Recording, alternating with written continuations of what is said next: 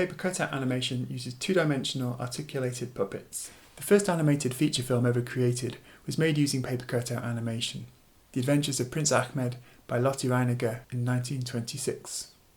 Since then, the technique's been made famous by Terry Gilliam's work for Monty Python, film title sequences created by Saul Bass, the 70s sci-fi film Fantastic Planet, early episodes of South Park, and is still widely used today.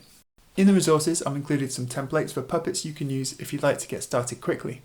Print them out on thin card or thick paper if possible, so they don't curl at the edges. Then if you want to, you can personalise the designs by redefining the outline. Cut out the parts and stick them together using white tack, taking a small piece and placing it centrally on the pivot point of the joint.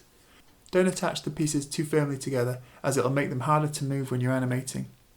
I recommend assembling while cutting out, so not to lose or mix up any bits, and also thinking about which parts will look better in front or behind each other. Go through the prep I advise in the setup video and use the quick guide PDF if you need to, and you'll be ready to animate.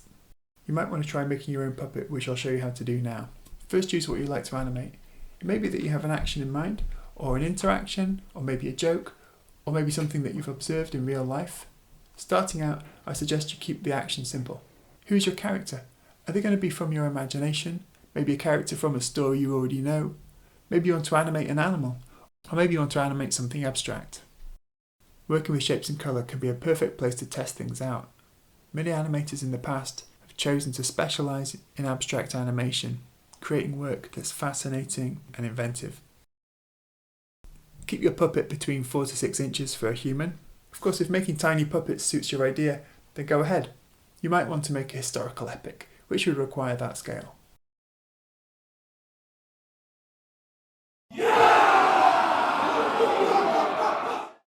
I use reference if I'm unsure about the anatomy of what I'm trying to draw, but you can always just make up something in your own style. I'm now deciding which bits of the puppet I want to move and drawing in the overlapping articulation points.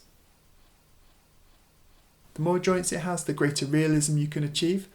The less joints a puppet has, the more cartoony the movement will be.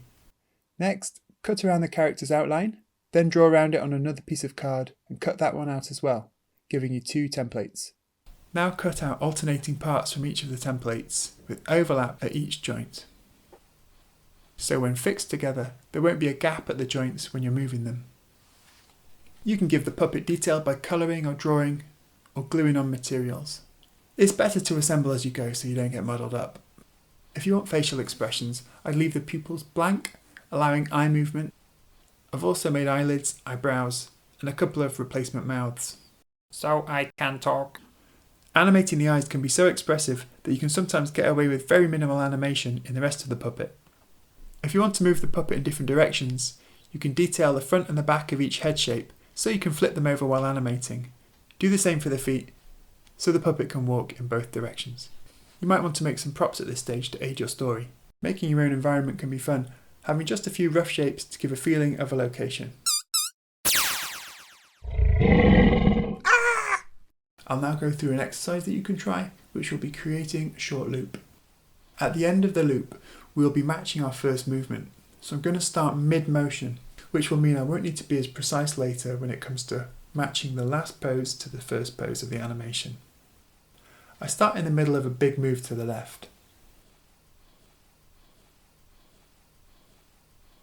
Make another movement, then decelerate, and add a little flourish if you like.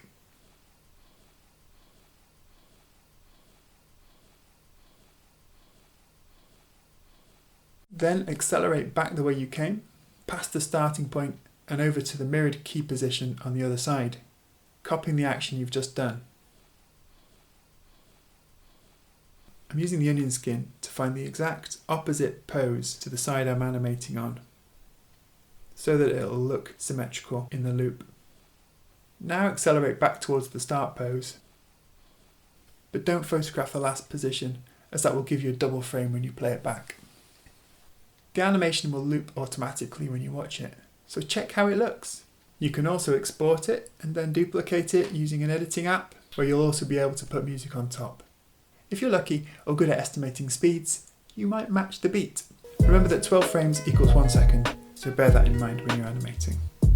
You can now try some of the exercises from the puppet animation video with your paper cutout puppet, or you can just get started telling a story and having fun with it.